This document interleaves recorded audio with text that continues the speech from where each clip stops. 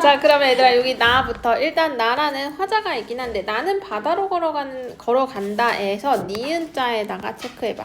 이 니은이 뭐지? 현재형 어미. 그러니까 즉 현재 시제를 사용하고 있네.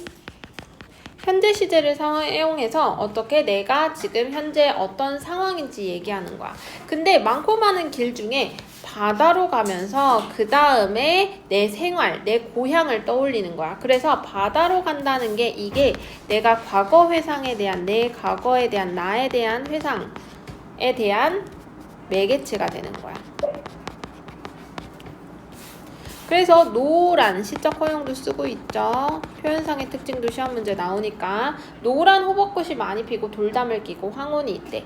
자, 그럼 얘들아 분위기가 지금 그 걸어가는 장면이 노란 호박꽃도 피어있고 그런 돌담이고 황혼이 있대. 어떤 분위기야? 자, 부정적인 분위기인가? 부정적이야? 아니잖아. 꽃도 피어있고 황혼도 있고 너무 예쁘지 않아? 그래서 얘들아 거기다가 쓰세요. 아름다움. 아름답고 평화로움. 배경 자체가 나쁘지 않아. 자, 그러면 돌담을 돌아가면 바다가 소리쳐 부르더래. 자, 그러면 바다가 부른다라는 거는 도대체 뭐지? 무슨 법이지?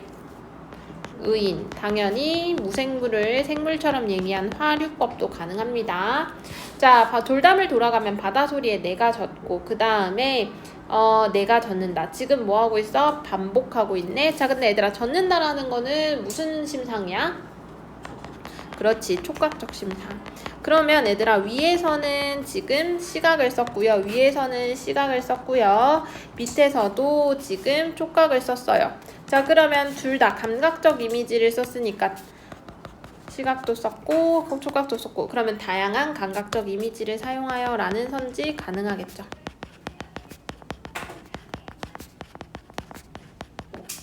이미지라는 선지는 가능한 거야.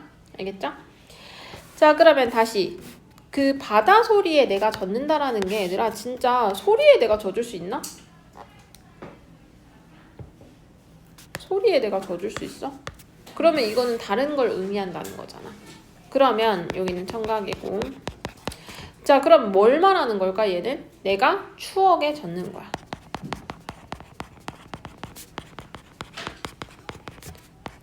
그러니까 결국 뭐야? 아까 위에서 뭐라 그랬어? 바다는 그걸 떠올리게 해주는 매개체라서 바다 소리에 의해서 내가 추억에 젖게 되는 거.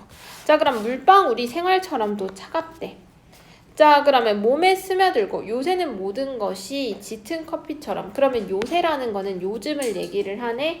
자, 그러니까 이때는 고향에 가고 싶대. 자, 그러면 생활처럼 차갑다. 요새는 이라고 얘기하는데 좀 따뜻한 이미지를 바다나 고향을 떠올릴 때는 얘기를 하는데 얘는 다소 좀 차가운 얘기를 하는 거잖아. 그래서 얘는 좀 대조된다라고 보면 돼. 고향과 요즘 생활은 좀 차갑다. 자, 그리고 얘는 또 미각적인 이미지도 떠올리고 있네요. 나는 고향에 가고 싶대. 자, 직접적으로 내가 하고 싶은 거를 내 소망을 직접적으로 제시하고 있어. 고향의 숲이 언덕이 들이 열거하고 있네. 내가 보고 싶은 고향의 모습들을 열거하고 그리고 어릴 적 기억이 파도처럼 그래서 바다의 이미지를 계속 사용하고 있자 파도처럼 달려든다. 그래서 추억이 되는 거. 그러니까 그리움과 간절한 정서가 드러나죠. 바다가 어머니라면 하고 나는 생각을 한대. 자, 그러면 어머니의 이미지를 끌고 왔네. 바다의 품에 안기고 싶고 마음 편히 쉬고 싶은 그런 거네. 그러면 어머니의 이미지는 여기서 위안과 안식 그런 이미지를 바다를 통해서 그러니까 바다가 뭔데 고향을 떠올리는 매개체이기 때문에 고향의 이미지라고 보시면 돼. 자, 그래서 날개같이 부드러운 물결을 쓰고 자, 마음 편히 쉬고 싶은 그쵸? 그래서 그러니까 무슨 말이야? 내가 현실이 요즘 너무 쓰기 때문에 내가 좀 쉬고 싶구나. 고향에 가서 위안을 받고 싶구나 라고 보시면 돼. 수평선 아득히 아물거리는 은색의 향수. 자, 그러면 은색도 시각인 거잖아. 됐죠? 자, 그러면 나는 찢어진 추억의 천막을 깁는데. 자, 그럼 향수는 얘들아 이건 또 후각이잖아. 향수가 시각화된 거야. 자, 나는 찢어진 추억의 천막을 깁고요. 그리고 여기 모래발에 주저앉아. 자, 그러면 이건 왜 주저앉아? 주저앉는 거는 보통 어떨 때 주저앉아? 주저앉는 거는 하강적 이미지거든. 그럼 보통 좌절감이나 절망을 느낄 때 하는 거야. 자, 그럼 하나씩 찢어진 추억. 자, 선생님이 시어는 항상 이 수식어가 중요하다고 했었잖아. 찢어진 추억이야. 찢어진 추억이란 건 조각난 추억들을 얘기하는 거거든. 이 조각난 추억들을 어떻게 하고 있어? 천막을 깁는다는 얘기는 과거의 기억들을 계속 어떻게 이어붙여 나가고 있는 거야. 과거의 기억들을. 근데 문제는 여기 모래벌에다가 세모. 지금 고양이 아니야? 현재 화자 위치는 고양이 아니야? 고향이 아니야. 고향이 아니야. 현재 화자 위치는 어디야? 여기 모래밭이야. 모래벌이야. 그러니까 나는 왜 좌절감을 얻겠어? 거기를 고향을 못 가니까.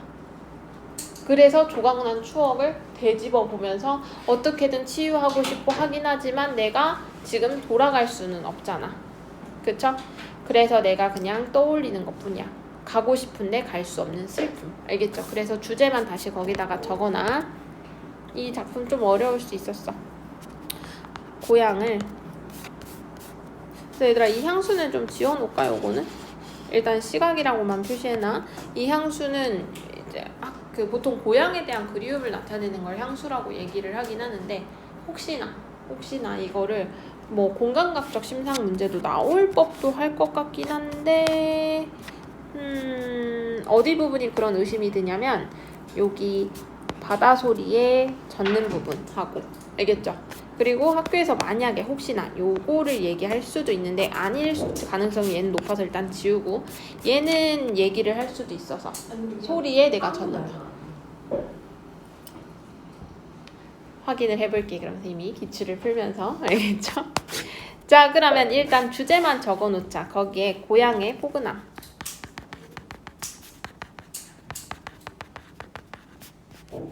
거기에 대한 그리움이 가장 첫 번째야.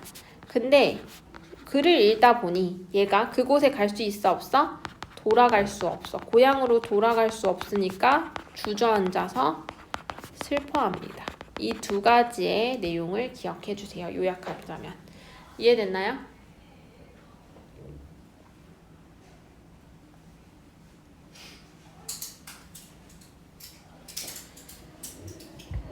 자, 그러면 자, 얘들아. 얘는 산문적이다. OX.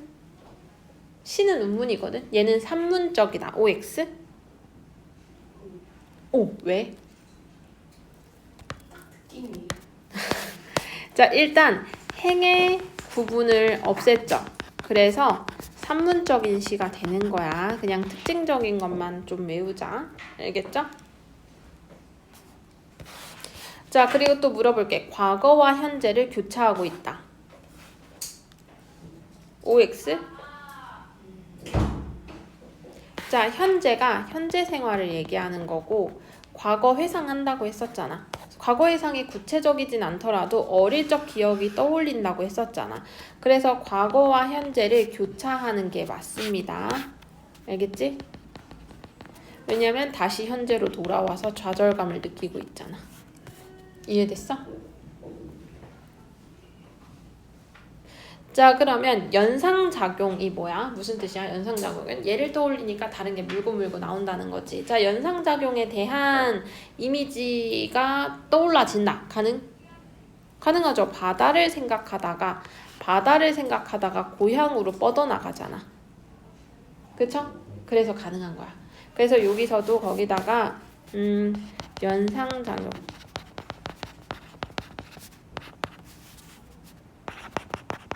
이미지가 겹쳐서 떠오른다. 중첩한다. 알겠죠? 바다를 떠올리면서 고향의 이미지를 쭉 떠올리게 되잖아.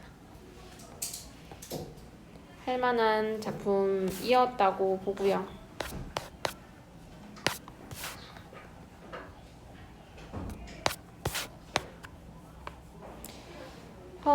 이거 안 어려웠어? 그 조지훈 거? 지금 처음 봐요. 세상에 잠깐. 세상에. 그렇지. 왜냐면 어려운 작품들이긴 했어. 처음 보면 안 되는데. 자, 일단은 꽃사이 타오르는 햇살을 향하여 고요히 돌아가는 해바라기처럼. 자, 얘들아, 해바라기라고 한다면 보통 하늘을 태양을 바라보고 있잖아. 그래서 보통 해바라기는 이상을 추구하는 자세를 얘기할 때 해바라기를 많이 써. 당연히 얘는 철험은 직유법인 거 너무 쉽고요. 높고 아름다운 하늘. 그래서 하늘도 보면 이상이란 말이야. 받들어 그 속에 맑은 넋이라는 거는 깨끗한 영혼, 그런 것들을 살게 하라. 자, 하라 이건 뭐야? 명령이네.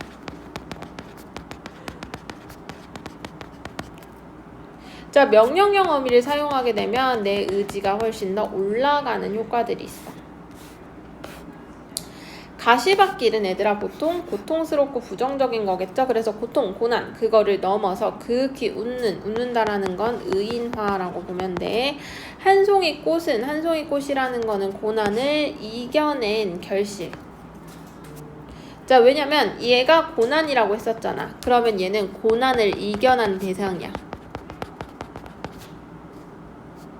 고난을 이겨낸 애는 한 송이 꽃은 눈물의 이슬을 받아 핀다 하노니. 자, 눈물의 이슬은 내가 고난을 이겨낸 과정, 결실, 그거를 얘기해. 여기서는 결실. 자, 그러면 무슨 말이야? 성숙된다라는 거지. 우리가 고통을 겪게 되면 결과물은 보통 성숙합니다. 자, 깊고 거룩한 세상에다가 쫙 밑줄. 이게 얘가 말하는 이상적인 세계겠죠. 지향하는 바겠죠. 왜 그거를 우러르기에 라고 서술어로 아예 대놓고 나와있죠. 삼가 육신 괴로움을 달게 받으리라. 그러니까 무슨 말이야. 이 이상과 지향을 위해서 이런 것들은 어떻게 하겠다? 참겠다라는 의지가 여기서 보이는 거야. 무엇을 위해서? 원래 고난을 이겨낸 애들들이 눈물의 이슬 성숙하는 결실을 맺는다고 하니 나도 어떻게 그런 이상을 도달하기 위해서는 고통을 받겠다. 괴로움의 진짓 웃을 양이면 슬픔도 오히려 아름다운 것이. 얘들아, 슬픔은 보통 우리 일반적인 통념의 기준에선 통념으로는 얘는 뭐야? 보통 부정적인 거야. 안 좋은 거야. 그치? 통념이라는 건 일반적인 생각이야. 근데 오히려 아름답다라고 얘기하네. 자, 그럼 이거는 무슨 법? 역설법. 서로 어울리지 않는 거를 나란히 둔 게 역설법이라고 얘기했었잖아. 그러면 괴로움에 짐짓 웃을 양이면 괴로움에 짐짓 웃는다라는 거는 내가 그거를 이렇게 힘든 것도 웃어 넘기면서 버틴다는 거야. 그러면 그 슬픔, 내가 지금 얻는 이 시련도 오히려 아름답게 취급할 수 있대. 그런 것들은 고난을 사랑하는 이에게만 마음나라의 원강은 떠오르리라. 그러니까 고난을 사랑한다라는 거는 결국에는 뭐야? 고난을 긍정적으로 수용해 나가는. 그러니까 내 지금 처지가 너무 힘들고 너무 괴로울 수 있어. 근데 그거를 어떻게 긍정적으로 받아들이고 하는 애들한테는 어떻게 마음나라의 원강이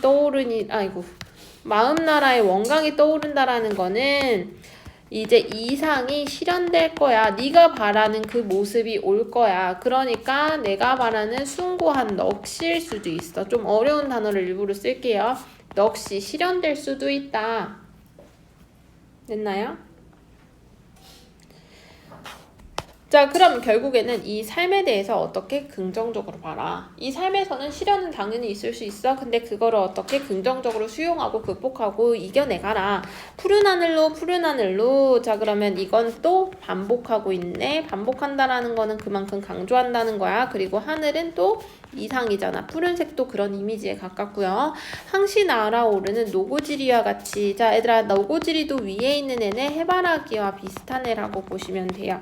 자, 그러면 항시 날아오는 노고지리와 같이 맑고 아름다운 하늘을, 얘도 똑같네. 위에 일어나고 그 속에 높은 넋. 이 높은 넋이라는 거는 위에서 말한 맑은 넋하고 비슷한 거네. 결국에는 뭐야? 고결한 거구나. 고결한 거. 고결하다라는 건 깨끗하고 순수하고 그런 것들을 얘기를 하는 거죠. 그러니까 더 성숙해진 모습이야. 그렇죠? 그러면 여기서도 얘와 얘는 수미상관적인 구조도 이룰 수 있겠네. 그러면 얘는 도대체 뭘 얘기를 하는 거냐? 얘들아, 너네 이 시 어려웠죠? 자, 왜냐면 성격 자체가 이렇게 좀 이상을 부르짖죠? 이상적인 거야. 자, 근데 이런 이상향이라는 것들, 내가 바라는 삶, 내가 바라는 넋을 얘기해. 내가 바라는 이제 삶을 얘기해. 이거는 눈에 보여, 안 보여? 안 보여. 얘들아, 아침에 일찍 일어나서 밥도 먹고 이도 닦고 아침에 국어 모의고사 한 회차 딱 풀어주고. 자, 얘들아, 이런 거 굉장히 구체적인 거거든. 근데 이런 거야. 얘들아, 지금 힘들지만 우리는 잘 버텨야 돼. 힘내야 돼. 뭐 시련을 견뎌야 돼. 자, 이거 눈에 보여, 안 보여? 안 보여. 이런 걸 우리가 추상적이고 관념적이라고 얘기해. 하지만 어떻게 해야 된다고 알려주긴 하죠. 그게 교훈적인 거야. 결국에는 뭐야? 이 이상세계를 실현하고자 하는 의지가 중요하다. 고통을 잘 수용하거라. 그 얘기를 한다는 겁니다. 자, 그러면 여기서도 물어볼게. 얘들아, 대칭 구조가 있거든. 몇 원과 몇 원이 서로 대칭하는 것 같아? 1. 뭐에 3이야? 4라고 내가 체크도 해줬는데 1, 4 대칭 2, 3 대칭 비슷한 구조로 이루어져 있잖아. 알겠죠? 자, 그러면 여기도 문제 이따가 푸시고요. 자, 파편도 해버립시다.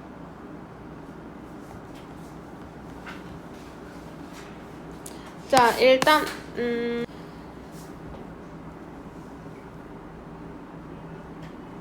파편은 여기서부터